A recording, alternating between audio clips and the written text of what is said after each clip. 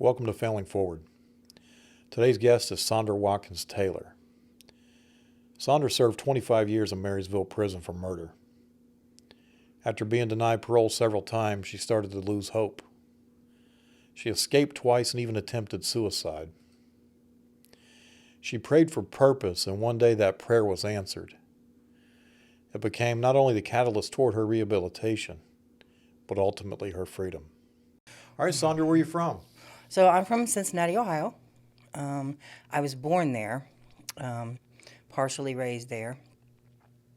So how did your life of crime start? So when you say start, you mean like, When did you first run in? What was your first run in with the law? so probably about age 10. I came from a really broken home, and my mother and I had a really poor relationship, if you want to call it that.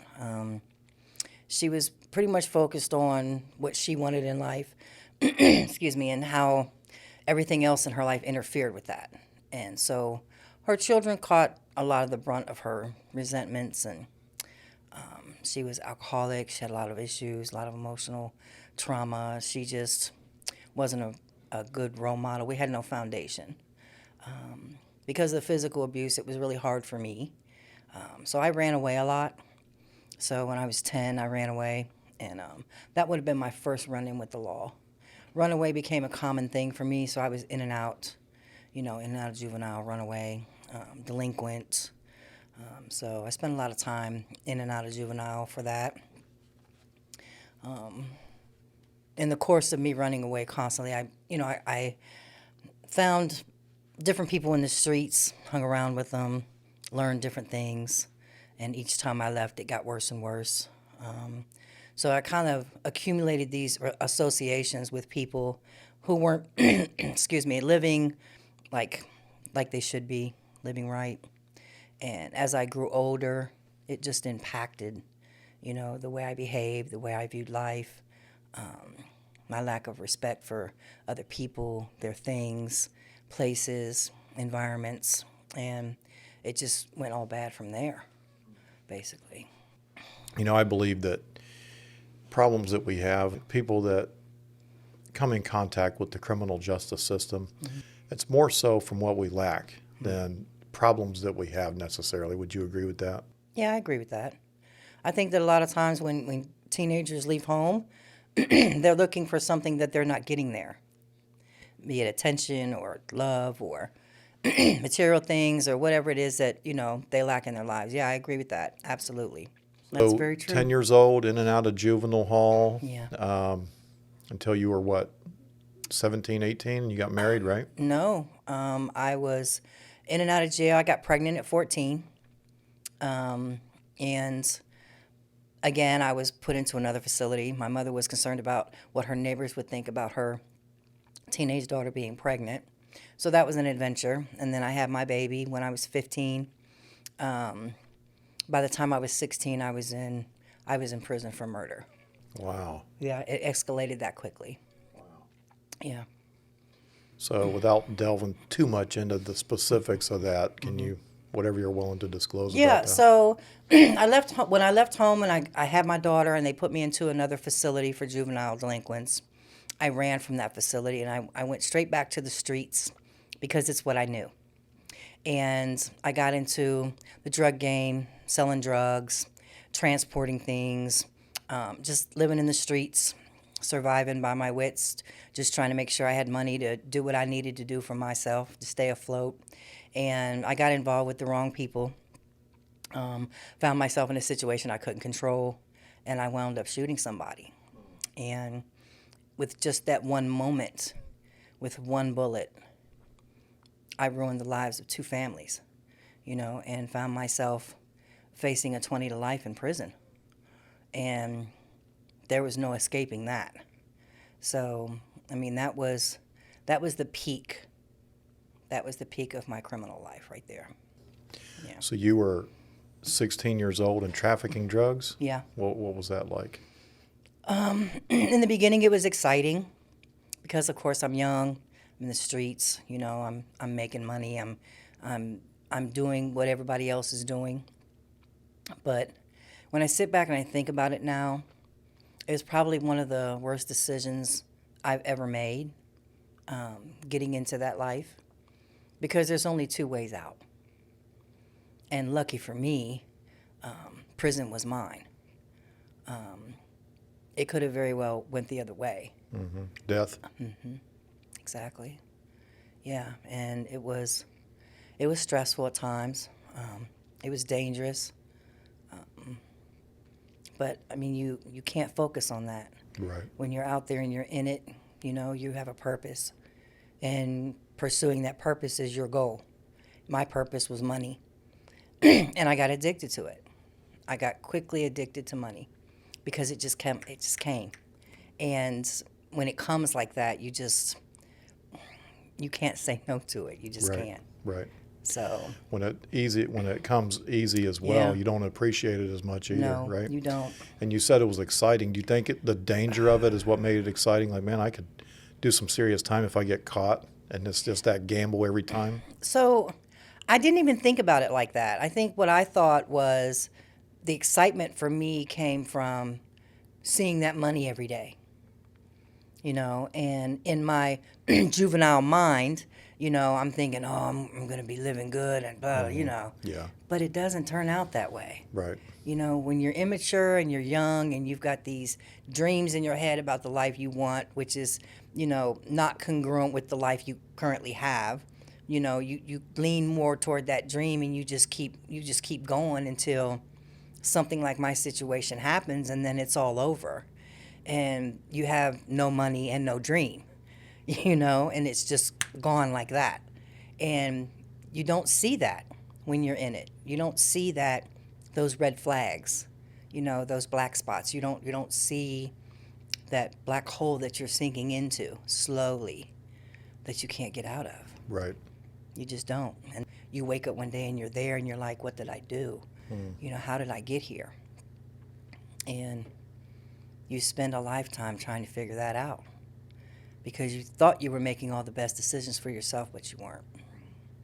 So it's ephemeral, it's temporary. It's not something that a person can do at that age and that mindset if you want to be successful, if you want to have a good life. Having that takes a lot of hard work, and I'm doing that now. Yeah. So going back to that, you had your charge. You were charged, arrested, obviously. Yeah. The judge gave you 20 to life. Yes. Is that right? Yes. Okay, and then you went to Marysville Prison? Yes, I did. Okay, what was that like?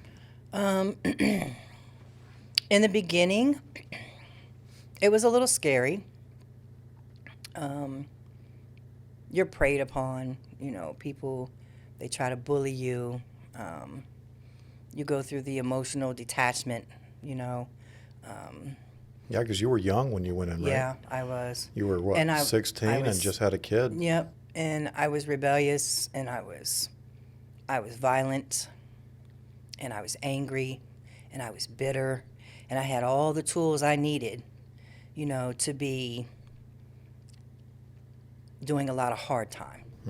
I spent a lot of time in and out of the hole, Right. fighting and, engaging in inappropriate behavior and, doing things that I'm not supposed to do, breaking the rules, and it took me a long time to adjust to being incarcerated. Right.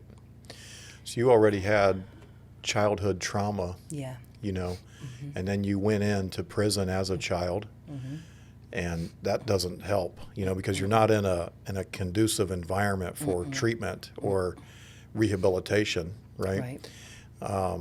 And you're becoming a woman essentially in there. You're still a child in there, and you're growing up while you're in there, Yeah. right? From Yeah. 16 to how old? 41. Okay. From 16 years old to 41, you were in there, Yeah. incarcerated. Wow. Yeah. Yeah, I lost both my parents while I was there. That was traumatic for me. I had no contact with my daughter until after my mother passed away. by that time she was 17. And my brother just barely communicated with me. So I did it by myself, really. And as the years kept rolling by, it was just like I was losing that hope that I would ever get out, because there were so many others around me that had been there 15, 20, 25 years, and they're still sitting there. And I kept thinking to myself, geez, is that going to be me? Am I going to be here 30 years from now, still waiting for them to decide I'm, a good parole risk? And it took me a long time to figure out that they're not going to rehabilitate me. Rehabilitation is a choice. But the first step to doing that is to figure out what's wrong with you. What's wrong with the way you think? What's wrong with the way you behave that makes you have to be here? So I sat for a lot of years and I thought a lot about my life in the streets, the decisions I made, the people I hurt. And the older I got, the more I had to learn about self-forgiveness, because that was my biggest issue. I couldn't forgive myself. I couldn't move forward because I was holding on to so much, childhood trauma, bitterness from relationships that were broken or didn't happen, the loss of my dad, who was my pillar. He was my rock, and my mom dying and not getting closure. There was so much that I held on to, and it was interfering with my ability to make better decisions for myself. So I had to work on that, and that was hard. It was emotional, and it was deep, and it was not something I was used to doing. And it took me years to reach a point where I was able to say, you know what? I'm going to be a better person. I'm going to get out of here, and I'm going to build a better life for myself. But the first thing I would do is make a better me. And I'm going to work on myself and take care of everything I need to do for me to be the person I need to be to step out of here. And I started going to programs, and I went to school, and I got a college degree, and I got my GED, and I started doing, just different programs and working hard to better myself. And one day I looked up and I was ready. I jumped through all the hoops, did everything that was asked of me, built upon myself, got my education, and I armed myself with the things that I needed to build a better life for myself once I was released. Wow. Yeah. My guest last week, Nathan Widener, his daughter was murdered by somebody, and he was able to forgive him. Wow. And I told him about this expression I heard years ago. Forgiveness is setting a prisoner free and realizing you were the prisoner. And that just rings so true with your situation, because not only were you physically incarcerated, but you were incarcerated emotionally and mentally as well, because you wouldn't forgive yourself. Yeah. You can't go forward until you deal with that kind of trauma and unforgiveness. And you really can't. You're going to make me cry because, you really can't. If you're holding yourself prisoner with all of that baggage, let's just call it that, because that's what it is. You carry it around with you everywhere you go. You got to let it go. And the only way you can let that go is to forgive yourself. And forgiveness is always about you. It's always about you. It's never about other people. It's about you. It's about you letting go of what's holding you hostage. And if you can't do that, you'll never forgive anybody truly, including yourself. You have to let it go. And it took me a long time and therapy. I'm not going to lie. I had to go through therapy. And that struck me hard when my mother passed away. That's when I had to get the therapy, because I was already holding so much. And I was already going through so much. So the therapy was essential. It had to happen. And I wasn't ashamed, but I needed to do it for me, not for her. Right. Or not for other people, not for the parole board, not for the warden. I had to do it for me, because if I was ever going to be where I wanted to be in life, I was going to have to do that and get rid of that baggage. And that's what I did. And it was hard. That was probably one of the hardest things I did while I was incarcerated. Forgiving yourself? Yeah, absolutely. Didn't you have a couple suicide attempts while you were in there too? Yeah, I did. And I escaped twice from the facility. So I made my time there very hard for myself, being unforgiving of me. And a lot of that comes from not knowing how to even start. I didn't even know how to start. I didn't know anything about forgiving myself. I was too busy focused on being bitter and mad at people that did bad things to me. I didn't know anything about forgiveness, and I couldn't forgive them because I couldn't even forgive myself, which is a God thing because I'm telling you, God was there for me more than I was for myself. He was there for me when I couldn't be there for myself. And sitting and looking back on that, it's like my relationship with him was just as damaged. And I had to fix that too. So I did a lot of fixing, a lot of forgiving, a lot of thinking, a lot of deep digging. Because when you really start looking at yourself, you don't have time to think about other people. You really don't. Because if not all, a greater percentage of incarcerated people are carrying around that same baggage. They're still carrying it. And they may be doing a short sentence and get out, but they'll be back. Right. Because they're still carrying it. Well, yeah, and a lot of people blame other people for their situation, and when you do that, you're taking away your own ability to change it. Yeah. But it's easier. It's easier to do that. Right. It's easier to blame other people. I did that for most of my childhood, most of my teen years. The rest of my teens, all of my 20s, my situation was everybody else's fault but my own. And it wasn't. Mm-hmm. When I was old enough to make a decision, I made a bad decision, and that was my fault, not somebody else's. Did other people contribute to that bad decision? Absolutely. But that doesn't make it their fault.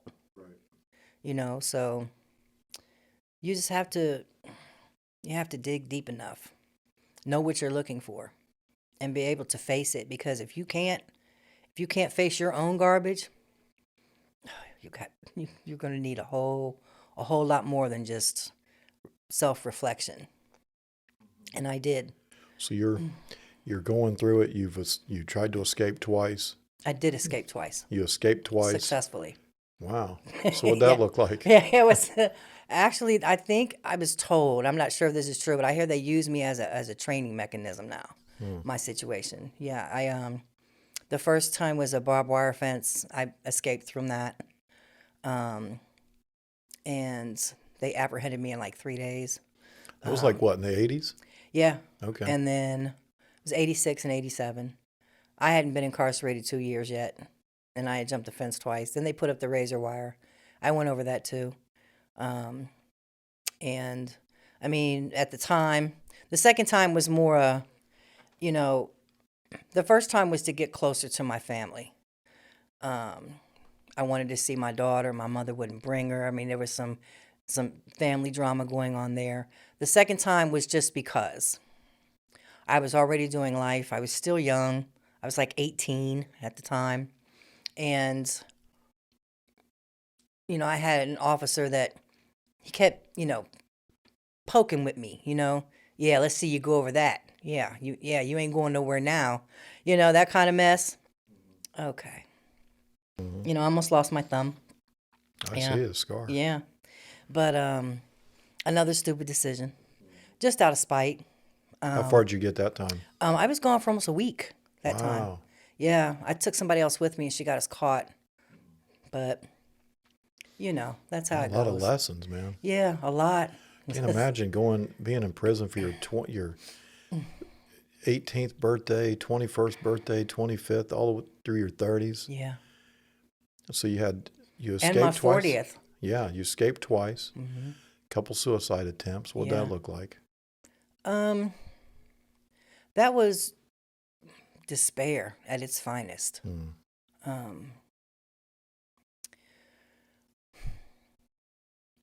You reach a point when you're young and you're facing that kind of a time, you reach that point where you say, this is all I'm ever going to be. This is what my life is going to be. I'm never going to get out of here. And I can't live like this. And I reached that point a couple times. And, I look back on it now and it makes my heart sad that I allowed myself to reach that point of despair. I'm a lot stronger now. But people that know me will tell you that I'm the strongest person they've ever known. But there's a lot of times in my life when I wasn't as strong as they thought I was. There's a lot of times when I was stronger than I thought I was. And those were those moments. And thankfully I was unsuccessful, but it was that I reached that point that's scary. And I'm grateful, today that I wasn't successful. But yeah, that's despair at its finest. It's when you reach that bottom and you just feel like there's no way out. So, you were hopeless when you attempted suicide. Yeah. The last one, the last time you attempted it, you failed at it. What pulled you out of that despair? I'm not even sure. I mean, I had a lot of people that surrounded me that I thought cared about me. People in prison? Yeah, and they were there. But I just don't think that God was ready for me. I don't think that. I think that He just lifted me from it. Because when I opened my eyes, it was like, at first I wasn't sure, did it work? Am I, am I gone? Yeah. And then when I realized I didn't, it was just that. Wow, I failed again, right? Yeah. It's another failure. Yeah. And so it wasn't meant for me to be free, and I wasn't meant to die. And what is, and that's the first time in my life I said, what is my purpose? What is my purpose? Right. Because you couldn't see any way out of there. I didn't. Right. I didn't. And I had no reason. I had no purpose, and I just didn't know. What was I supposed to do at that point? The last time we spoke, you said you received a letter from your daughter while you were in there, and that was a big turning point in your life. Yeah. So about what time, at what point in your sentence did you receive that letter, and how did that change things for you? So that was about maybe 6 to 9 months after my mother passed away, or after I found out my mother passed away. Let's put it that way. And I got this letter in the mail, and it was from her. And I was like, all I could do is just look at the envelope.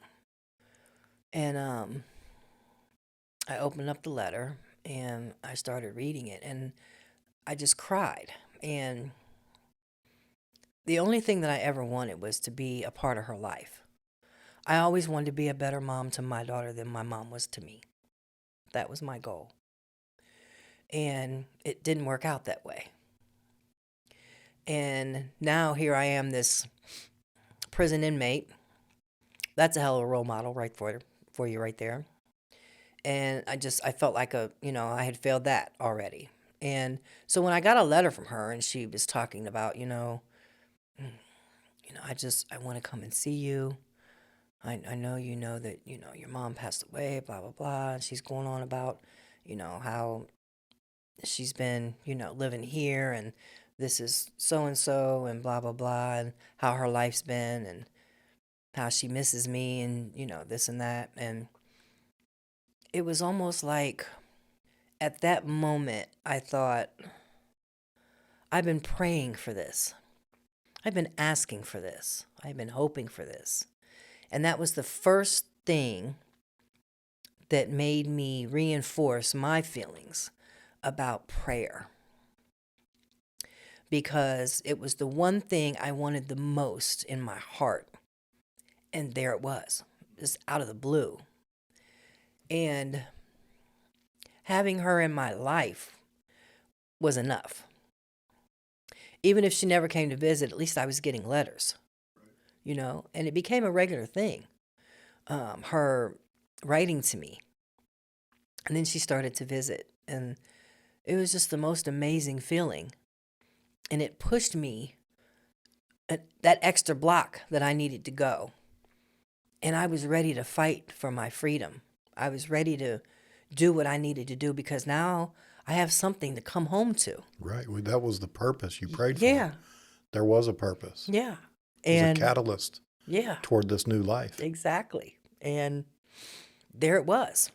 And I realized it at that moment. And I kept telling myself, okay, I got to get this right. I got to get home to my baby. Because no matter how old I still call her baby. She's 40 and I still call her baby. Our kids are always our babies, Yeah, no matter how old they get. exactly. And so I couldn't see anything else. She was my focus. She was my morning, my afternoon, my night. She was the reason why I walked away from fights and arguments. She was the reason why I didn't break the rules. She was the reason why I didn't go to the hole. I mean, she was my reason. And she gave me purpose. And she was the one hope that I needed. Because at the time, I felt like I had nothing. My parents were gone. She was gone. My brother didn't communicate with me. I had nobody and in my life from my family. And I felt so alone. And I think that was the biggest part of my level of despair. Is because I felt like I am truly now all by myself. I have nobody. And she reinforced that for me. Yeah. It was a big moment for me. So at that point, you started actively working toward rehabilitation, Yeah. doing every program they offered, I'm sure, Yeah. trying to get yourself prepared for the parole board. Yeah. Could you? Well, At that point, you had been denied a few times for parole, right? yeah. I had the first time I went, it was 8 years. And then the second time I went, they gave me 10 more. And at that point, I already did 15.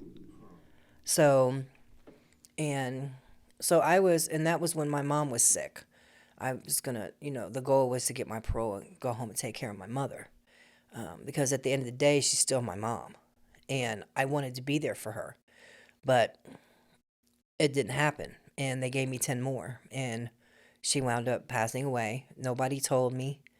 And then, so in the midst of completing that 10 years, I received a letter from my daughter. And it changed everything. I had already done programming and, some things and was already on that road to rehabilitation. But I wasn't as ambitious about it, let's say. Right. A lot of times people, if you're doing it just for the parole board, you're going through the motions. You're not really Exactly. taking it seriously. You're not Exactly. internalizing the programming that you're learning. But then you get that letter from your daughter, and now all of a sudden you're taking these Yeah. programs seriously. You want to change for her sake. Yeah. You don't just want to get out. You want to stay out. Exactly. Because I want to be in her life, Amen to that. and I want her in mine. And I don't want her to have to constantly come to prison to visit me because I can't stay out of trouble. It was about her, but it was about me too. So it was a win-win actually for both of us. So having that inspiration, to be motivated to want to, be a better me, that just reinforced it. Right. And it was a beginning of something that, how can I say it? Like, it was like I saw life differently. Right? Like when I thought about my future, it was different with her in the picture. And it seemed like it fit better. Yeah, it gave you something to hope for. Yeah, but it was more than that. It was like I don't know how to say it. It was like my life had meaning. For the first time ever, maybe. Yeah, right? it had meaning. And yeah, because you're in there, which you wanted something different while you were in there, but even you visualizing your life when you got out. Yeah, by myself. You would be lonely in there. At least you had some peers in prison, right? Prison probably didn't seem all that bad at some point when you were a kid and Yeah. You had some support around you, at least if you were getting out to nobody or nothing to look forward to, right? Exactly. And having to just do it all by myself on my own. And I was just thinking, well, I'll just be by myself, you know? And that's not a meaningful life. That's not, when you think about life like that, it's not meaningful. And having her there it made it meaningful. So take us to the day they give you parole. What was that like when you found out you were actually getting out, and how much time you had served at that point? So my last parole board hearing was, it was interesting, to say the least, because it was probably the most honest that I have been the entire time I was incarcerated. Because by the time I went to the parole board at that time, I had spent a lot of time by myself thinking about my crime in itself, the role that I played, the lives that I destroyed, the people that I hurt, and forgiving myself and dealing with my emotional baggage from that alone, because I had some. So when I went to the parole board, this panel of people, and I couldn't tell you what their names are today because it's been so long. This panel of people actually cared about me as a person. It wasn't about reading from my file and saying, well, you've got this and you've got that, and it doesn't seem like you've done much and blah, blah, blah. My file was full. So they couldn't say that. But what they did do is they dug a little deeper. And they asked me questions that no other person had ever asked me. Ever. Not the judge, not lawyers, not DAs, not, courts, not other parole board members. This panel of people, one of the questions that was asked of me, it was a gentleman, and I can't remember his name. And he said, what do you think your victim's family thinks about you today? And I just looked at him for a minute, and I was so taken aback by that. And I just kind of dropped my head for a minute, and I thought about it, and I said, I can't begin to fathom what they think about me. I mean, I hope that they can forgive me. I pray that they've been able to move forward with their lives. But I don't know. I don't know. And it was just the conversation with me and them was just so much more deeper. And I think the growth that I exhibited from the last time to then was just obvious to them. And I think that they saw everything on paper they needed to see. But I think they wanted to hear things from me. And the questions that they asked me went a lot deeper than just the regular, well, why should we parole you? Or this and that. And then after that hearing, I had to wait, for the letter in the mail. And so I got the letter. I got the letter about maybe 7 to 10 days later. And, no, actually, it was maybe about 2 months later. Yeah. Yeah, it was about 2 months later. And, I opened it up, and I was sitting at this table, and it was early in the morning. I wasn't even awake. And I just saw the date. And the date was July 20th of 2009. And the first thing I thought was like, that's the day after my birthday. And my first thought was they just had to keep me for one more birthday. Right? That was my old thinking getting in the way. Oh, they couldn't let me go before my birthday. Okay. But yeah, the day after my 41st birthday. Wow. Yeah. From 16 to 41. Yeah. But I mean, you had to feel euphoric. I did. To get that letter. And I couldn't wait. I couldn't wait to share that information with my daughter. And the wait was, I wasn't trying to get excited during the wait because so many people had been denied. Right. Yeah, you probably thought it wasn't real. Mm. Yeah, You're walking out of that corridor, yeah. right on. They have a. I know in Pickaway they had a certain release day. It was a Thursdays, Hmm. and you would see everybody going out. So in Marysville, do they have a certain Yeah. day that they release people? And when you were an inmate, you could see them walking out.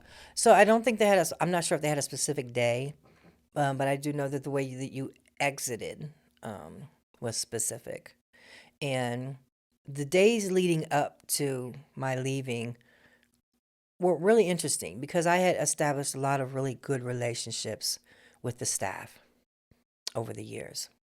There were staff that worked there that had more faith in me than I had in myself. They saved me from myself a lot of times in arguments and bad situations that could have landed me in the hole. And so the warden at the time, you know, I absolutely loved her. She was just so down to earth and so real, and she was probably one of the best wardens I think we'd ever had. And I was able. She called me and sat down and talked with me, about my future and how I felt. You know, I mean, there was just a lot of staff that were so happy genuinely for me. And that day that I actually walked down that long hallway, so you go into the building, you go down to the vault, all your stuff, and you come back up. You walk down this really long hallway, and then you go out the back door into, you know, the guard shack where you get released. And the whole time I'm walking down the hallway, I'm like holding my breath, right? Because I'm Yeah, thinking, too good to be true. yeah, they're going to slam the door behind me. Am I going to, whatever. You always think the horrible things. And so I get down this hallway and I'm standing at the gate and I'm looking at, the entrance building, but I don't see nobody standing outside. So I'm thinking, okay. So I knew I was going to a halfway house. So I half expected, you know, a van was just going to take me there, from prison to another confined environment. But it didn't happen that way. When I walked into the guard shack where they come in, the Sally Port's what they called it, I think, and then you go in, you go through a metal detector. My daughter, my brother, and the people that owned the halfway house that I was going to were all waiting for me. Wow. And the guards that were out there, they were joking with me. One more time, Watkins, it's time for you to go. This time you ain't coming back. And this time you don't have to jump the fence to get there. Cracking jokes. It was great. And when I got outside, it was like a whole nother air. I kid you not. When I stepped from inside that prison to outside the gate, outside the fence, it was like the air had a completely different impact and smell. And I don't know if that was a psychological thing or if it was real. But it did. It had a whole different everything. And all I did was just stand there and stare at the fence. It was like, this is real. I'm really free.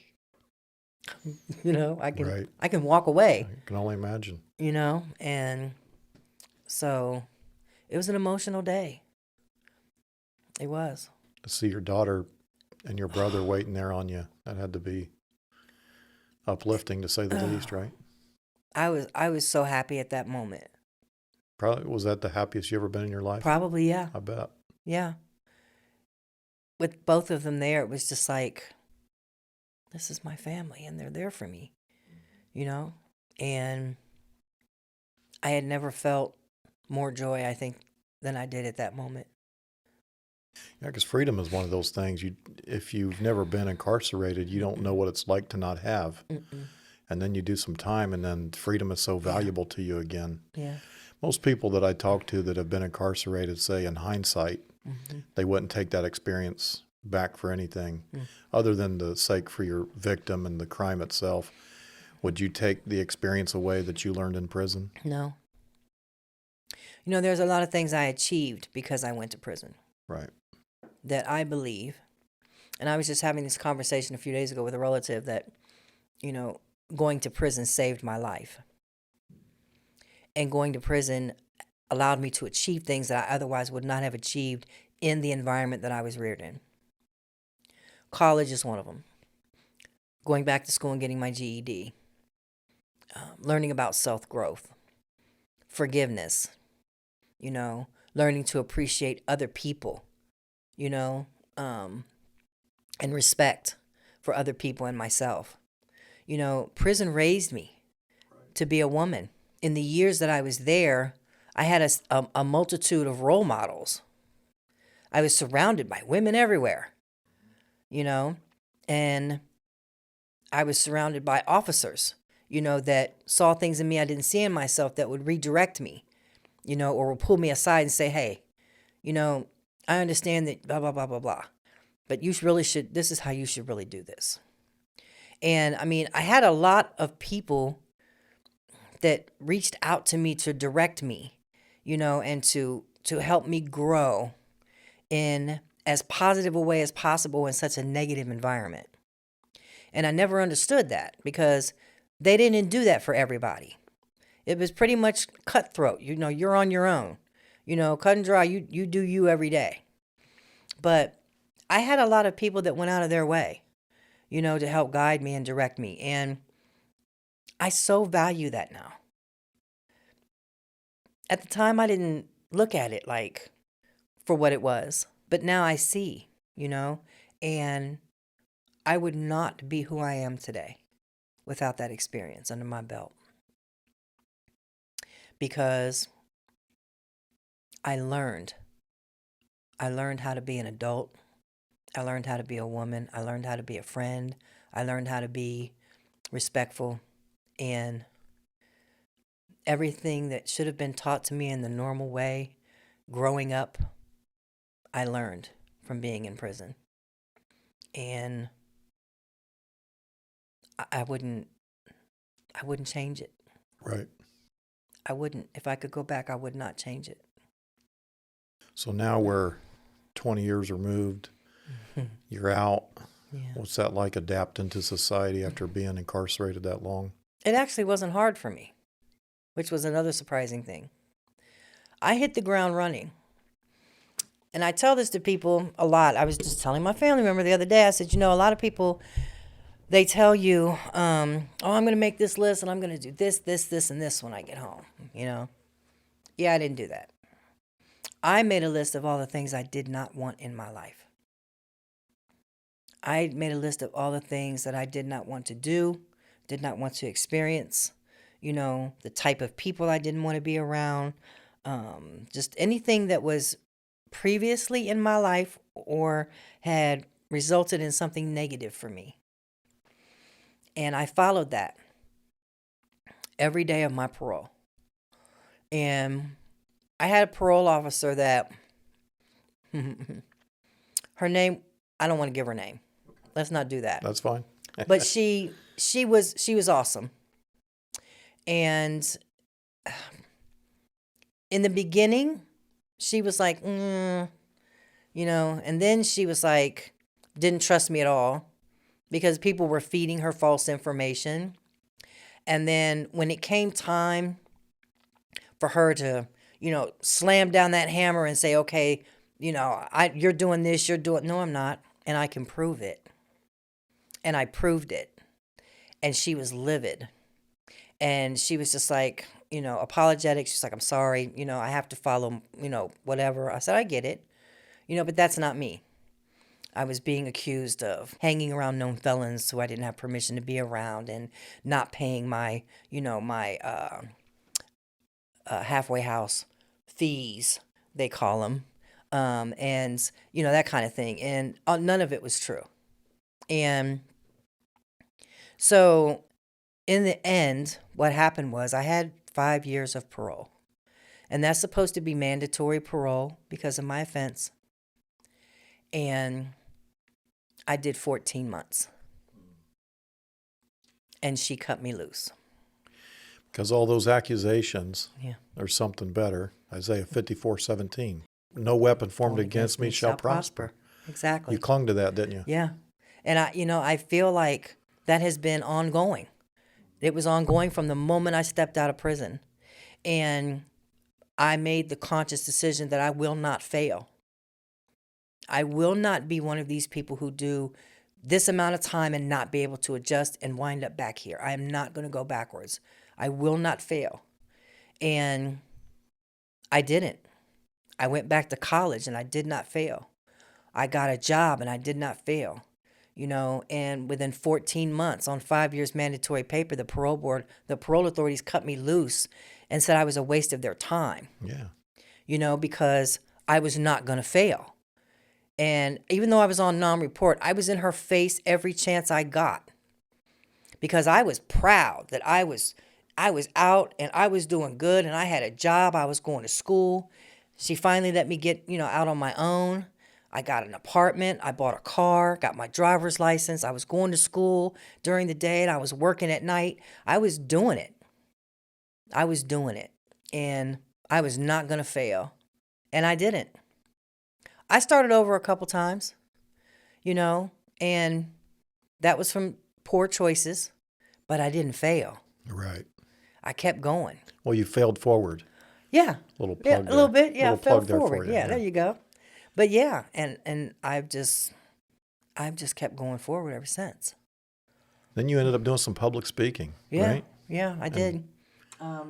We went into the prisons a few times when I started a business, and we were, talking about reentry and the challenges and things like that.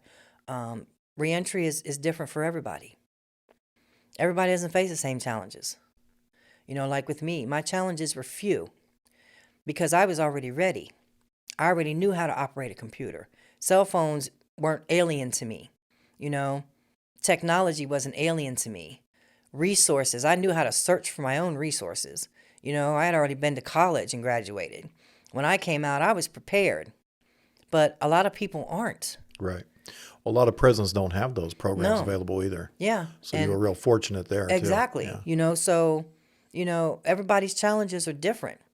But we needed people to see it's doable. You can succeed. You can do this kind of life, and still come out and still be successful.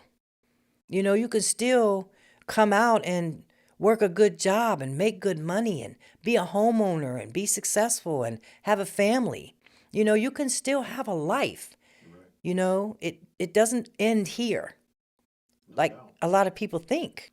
I think something else that you did that was incredible is that you actually went and worked at a correctional facility, too. Yeah, I did. After doing that kind of time with your offense. Mm-hmm. And that's where we met. Yeah. And what was that like? It was not what I thought it was going to be. It was challenging for me, not because of the inmate element, because I had a really good rapport with them. They understood that I understood. I get it. I've been where you're at. I know what it's like. I didn't have drama. I didn't have fights. I didn't have insubordination. In the beginning I did, but once I dealt with that and covered that, I was good. I think they expected me, to be penny on the spot with every little thing they did wrong. And I just don't think that's the direction to go.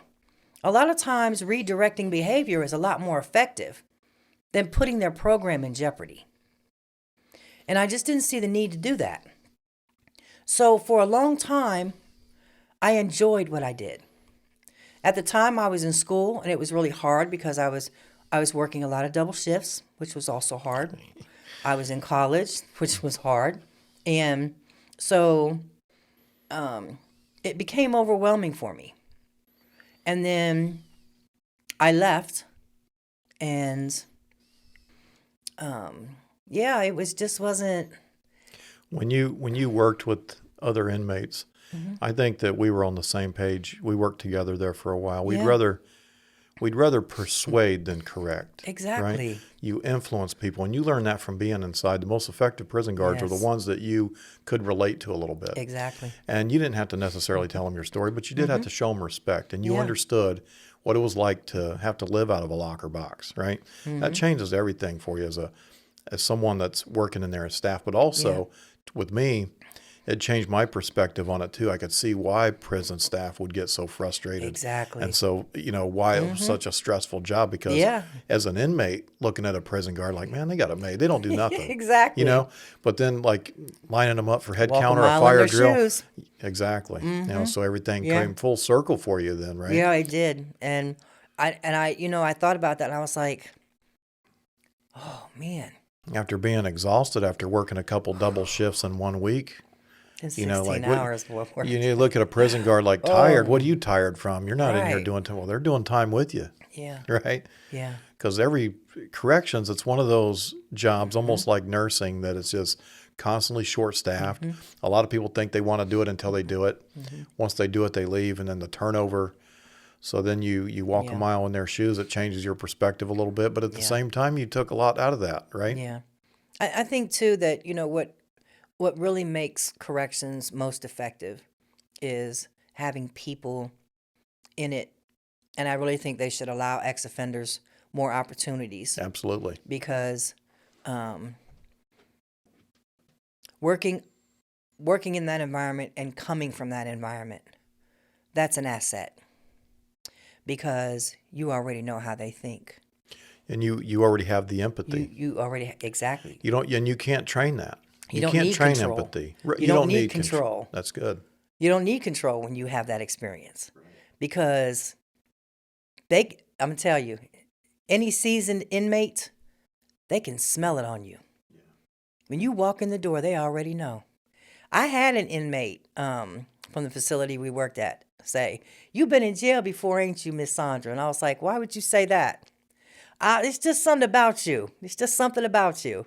And I just kind of looked at him and smiled, and I was like, "Yeah, I have. I'm not alien to it." You can tell too. Yeah.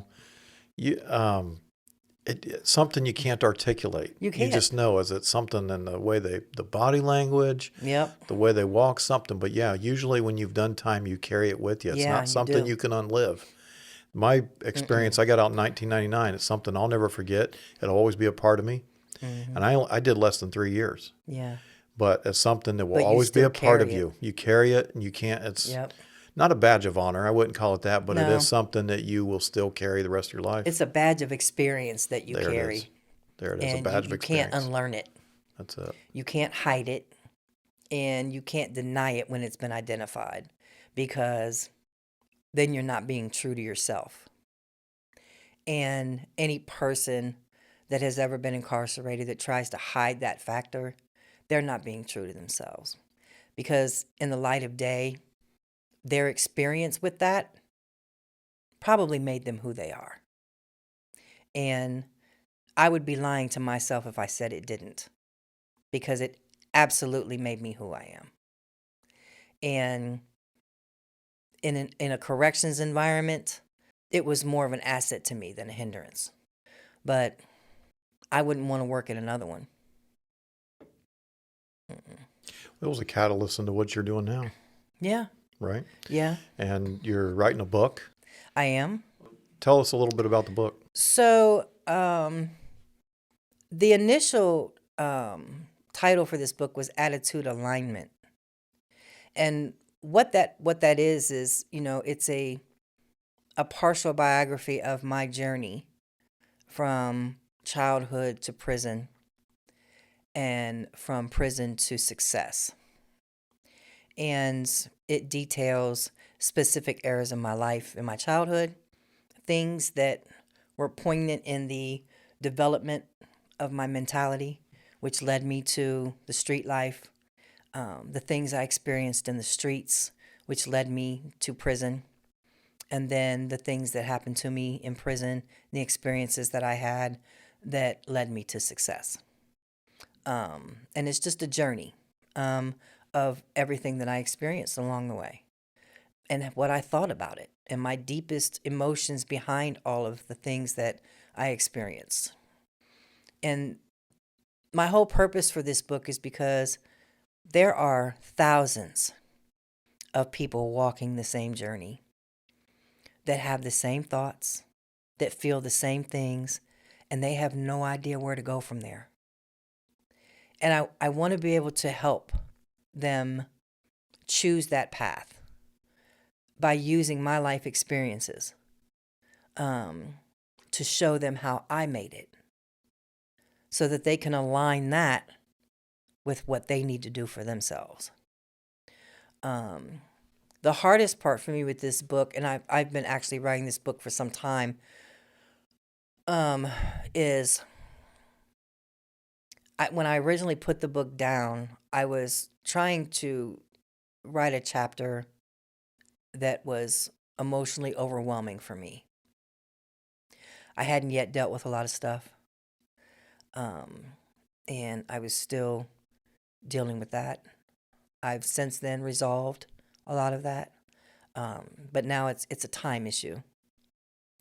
A lot of my time is consumed with what I do for employment, and so I don't get a lot of free time for myself to really focus. So I haven't picked it back up in full. Here and there, I write little stuff, but so I started a book page on Facebook called Attitude Alignment, and it's excerpts from the book. And I got the idea from a publisher that I was speaking with, and they wanted to see what the community's reaction was to excerpts from the book. And that would determine whether or not the book would be a successful sale. And I made it public so that everybody can see it. They just scroll all the way to the bottom of the page and start to read upward. It's just excerpts from different chapters of points and times and periods in my life. There's some poetry in there. There's that I wrote. There's like daily thoughts. You know, things will hit me in a certain time, and then I'll just put it on paper. Those are in there. But yeah, and I'm still working on it, and I'm gonna finish it. Well, Saundra, you got an incredible story. It's been inspirational, to say the least. Thank you. If you can get out after doing 25 years and succeed like you have, certainly anybody else can. Yeah. Is there anything else you want to say to the viewer that might be watching? Maybe they're feeling hopeless. Maybe they get out. Maybe someone did 20 years or more and they got out today. What would you tell them? Failure is not an option. And let no weapon formed against you prosper. You know, stay strong in your faith and keep moving forward, because it's not over. It's not. It's keep just the moving. beginning. It's just starting. That's right. Yeah. Yep. It's a Excellent. mindset.